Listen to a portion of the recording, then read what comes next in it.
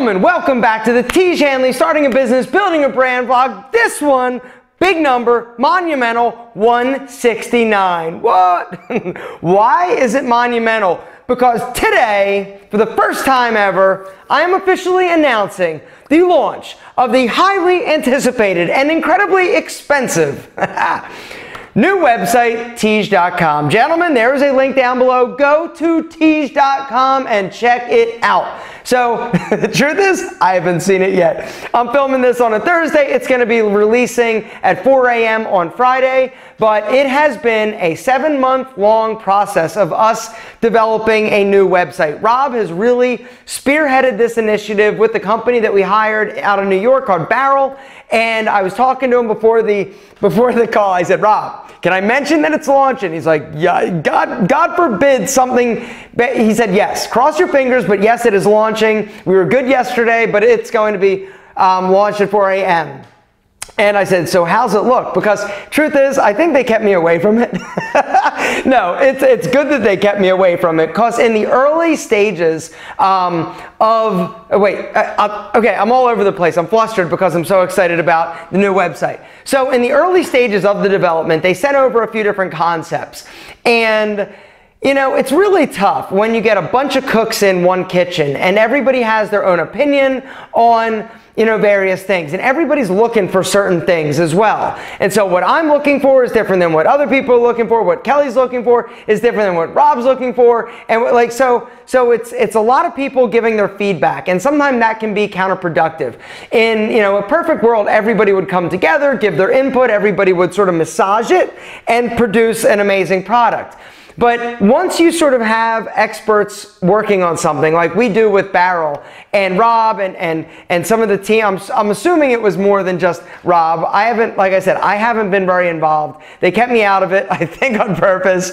Probably not on purpose. And the truth is, if I wanted to see it, I could have been like, hey, let me see it. But I really wanted to be hands off and just let them sort of do their thing. They are the experts in this, and I didn't want to get in their way or say anything negative, because when you're working super hard on something and somebody just comes in real quick and pops in and be like, oh yeah, that sucks, why are you doing that? And what about it? It's very counterproductive, and it also is a little bit demoralizing, right? And so I definitely didn't want to be that person. And the first sort of meeting we had where I was looking at it, I think I was a little negative in certain areas, and you know, I made some valid points, but at the end of the day, I think it's best that I sort of took a back seat. I have no idea what it looks like, but I asked Rob. I said, Rob, how's it look? And Rob is a man of few words, but he said this. He said, it looks fucking sexy. That's what I'm talking about. I'm looking for an effing sexy website. The Tiege Hanley website, Tiege.com, has been a cobbled together mishmash of code and products and plugins and images, and it has been a disaster. It's like Frankenstein, right? But not a very productive Frankenstein. It got the job done, but it is definitely not what we need in order to be like, so here's the thing. We're running Tiege Hanley, right? We're like getting ready to enter like NASCAR's biggest event, right? Daytona or whatever a big NASCAR event is. I'm not a big car guy or NASCAR guy, but say the Daytona 500, and we roll up and we're in like a 1985 Honda Accord hatchback with like jacked up rims, right? And like we got a really big engine in it, but the exhaust is from, you know, a Mercedes. So we've got this cobbled together, janky like Corolla rolling up, right? And we're like, yeah, and we're looking at everybody. Now, what the great thing is that they don't see us coming, right? And that is, I think, one of the things that we have done very successfully at Tiege Hanley. We've flown a little bit under the radar, but all of a sudden, once people started noticing, like, yo, what's this hoopty doing in the race, right? And this is a really bad analogy, but fun, right? So anyway, so we start driving and we're doing pretty good. We're keeping up with the big boys, but we're in the Indy 500 or whatever race I said, NASCAR, whatever, Daytona, that's the one. We need a sports car. We need a race car. And our website was definitely not a race car. It was a jacked up, cobbled together Corolla, reliable, but at the same time, it was definitely not converting the way that we feel that it could or should, and it needed to be better. The one area that it really needed to be better was mobile. When we designed this website, we looked at our traffic. The majority, okay, it is the majority. It's not like, how much is it? Actually, I can tell you specifically, hold on. The website gets approximately, let's see, twice as much mobile traffic as the desktop. But the conversions, in terms of people purchasing, more people convert on desktop. And we have come to realize that the checkout process on our mobile version of Tiege Hanley was not real great. And so this is a big issue. And so when we went to the drawing board with Barrel, we said, design for mobile first. Like, yes, we need a website that looks amazing on desktop, but design for mobile. It's a pixel. 7 months, we've been in the trenches, working hard, and I'm really excited.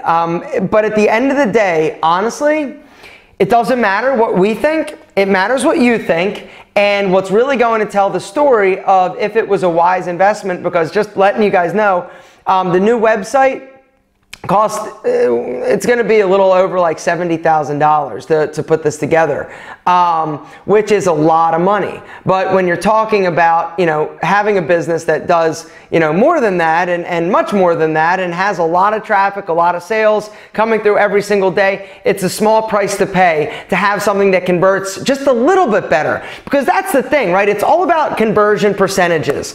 And so if you can convert just 0.5% better than you do on the old site, it was like, it automatically paid for itself almost instantaneously.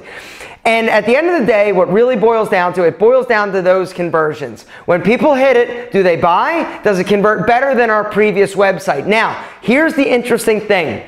What happens if it doesn't? I don't know. What happens if our old website converts better? Now, the chance of that happening, I think, is slim and none, because the old website was kind of tough to navigate. The new website, allegedly, I don't know because I haven't seen it, you can get in, you can buy out really quick. But if you want to hang out, we've got a lot of information, we've got a blog, we've got all sorts of incredible informational, educational stuff just to help you look handsome and feel incredible. But a lot of time and energy has gone into this. And so fingers crossed, it converts incredibly well. There aren't any hiccups, there aren't any bugs. Now the truth is, if you know anything about technology, there are always going to be bugs. There are always going to be little issues that arise. Because no matter how much you test, no matter how many buttons and levers and everything you do, and then you think you're like, okay, here we go, something always goes wrong. But right here, I think everybody should give this video a big thumbs up for the entire Tiege team that has worked on the new website. I can't wait to see it. By the time you're watching this, I will have seen it, but I'm like a kid in a candy store, right? Something else that Rob said about the Tiege Hanley website is that there will be no mistake that we are owning in the skincare space black and green. Black is one of those colors that is incredibly sexy. It's also a very male, it's dark, it's mysterious, it's cool, it's sexy. Black is the color, right? And going into Tiege Hanley, we really wanted to own the category black in the male grooming space. And so I think we're doing a good job.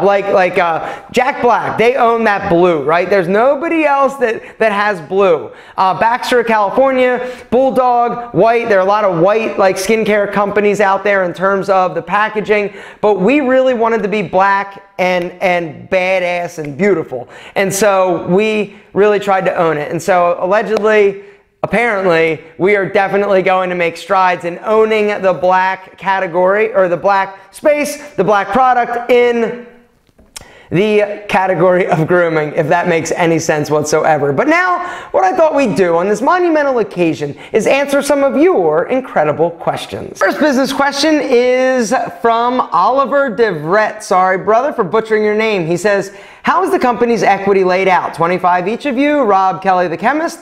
I have the impression that you're not as hands-on or very much involved with everything in the company as the other owners. What do you specifically do? Your distance from Tiege Hanley headquarters, you have your role in promoting Tiege Hanley, blah, blah, blah. Anyway, that's basically the gist of, let me think, marketing, employee, the business has a marketing, okay. So this, in terms of equity, that's a private thing. I have my equity, Kelly has his, Rob has his, the chemist has his. That was something that we decided on very early on, like literally like the first meeting that I had with Rob and Kelly when they came to Atlanta and we sort of sat down and talked about Tiege Hanley. We had a meeting, and that was when we sort of laid out the equity structure of the business. In terms of responsibilities and roles, you are correct. I am not as hands-on with Tiege Hanley as the other owners and the other, team members and everybody. I am here in Atlanta. I have my role. My role is marketing. My role is, from the beginning of Tiege Hanley has been sort of getting the word out there and sort of helping to set a direction and just be, the biggest mouthpiece and market and promote Tiege Hanley, which, is a very difficult thing to do. And if you start a business, you're going to realize that, that is one component that you need to figure out, and you need to figure out, very quickly. And that's the only seriously, the only reason why I'm sitting here as a part owner of Tiege Hanley is because Rob and Kelly understood the value of having a platform that I did, having the credibility that I did in, my YouTube, talking about men's grooming and stuff like that. Like, there was definitely value in that, and that's why they came to me, and we met and we talked about it, and it was something that I was passionate about, and so that's that. In terms of day-to-day operation, yes, I am not as hands-on. I'm still on the weekly calls. I am not in every meeting. I am not up in Chicago. I go to Chicago 4 times a year for management meetings and quarterly meetings. Rob, Kelly, and I have a phone call every single Tuesday. On Friday, which just got switched to Thursday, we have a level 10 meeting for the entire company. I film this vlog, I promote Tiege Hanley, and I help with everything that I can. Before I get to the next question, something else to understand and think about. When Tiege Hanley started, nobody knew who we were. And so early on, it was my job and my responsibility to do a lot of the heavy lifting, right? Like, get it out there, get it out there. We weren't spending money on advertising or promotions or anything like that. It was really relying on my shoulders. And then as time has gone on, obviously it can't just be me promoting Tiege Hanley. We won't be able to grow to the level at which we need to. And so we started adding team members. But when we started, everybody did everything, right? I was solely responsible for the promotion of Tiege Hanley, doing this vlog. Rob was solely responsible for the technology and the website and making sure everything sort of, happened and people could buy on the website. And then Kelly was handling all of fulfillment and customer service. And actually, Rob was doing customer service and website. So we wore a lot of hats. But from day one, my role has been very clearly defined. I am a marketing component, and that's what I do best, and that's what I love to do. Next question. James Humphreys has a business question. He says, I own a supplement company and have 2 online coaching programs. I have all these ideas for other digital products and want to make them all. However, I think other successful people would recommend to pick one and then sell that. What do you think? So it's kind of tough to say, right? I am a firm believer, and I know just for me that I do better when I focus on one thing like super intensely. One of the issues I think that a lot of guys have, and James, you're probably in a situation where you've got all these ideas. Write them down. This doesn't mean that you're not going to do them. But I would say pick the path of least resistance first. If that means do a product that you think the majority of people are going to buy or be interested in, or your audience has already told you, yo, James, hook it up, we're waiting for it, then I would probably go with the product that you think is going to be your most successful and do that, or test it. The other thing you can do to see which one to do first, you can do surveys, right? You could sign up for, MailChimp, or YouTube even has the ability to do surveys, and Facebook. You can survey your audience and say, yo, what product or what do you want to see, what would you be most interested in? Better.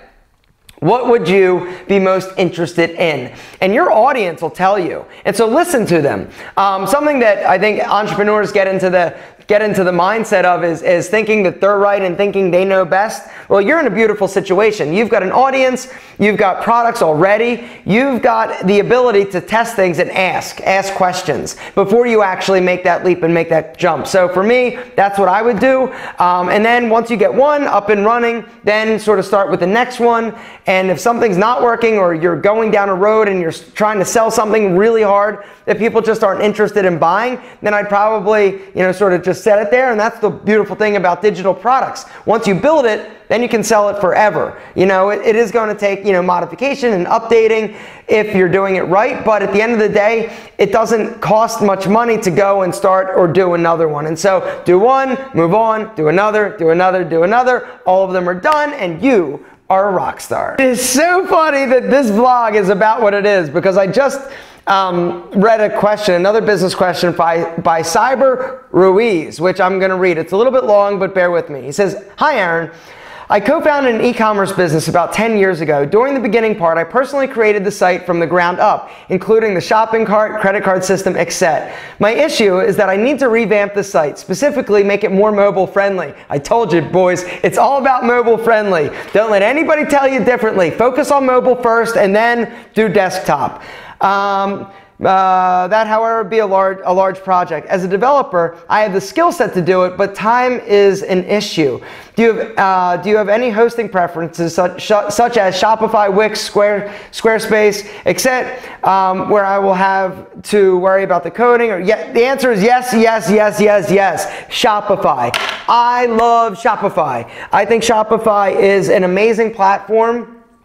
We use it at Tiege Hanley, use it at Pete and Pedro, use it at Ollie, like Shopify, and I've done a few different ones. Now, truth be told, I have not used Wix, I've never used Squarespace, but Shopify, for all intents and purposes, is pretty bulletproof. And the cool thing about Shopify, you can actually upgrade. There are a few different versions of Shopify, two specifically that I know of. There's the base model, and then for $2,000 a month or something like that, you can get the Pro Shopify version, which comes with somebody that you can contact. And from my experience, Shopify is very helpful in, if you're having any problems or you've got anything going on, Shopify has really done a great job. They're an amazing partner. Highly recommend them, guys. And a lot of the plugins that they have, they're just doing some really cool things, and I just love Shopify.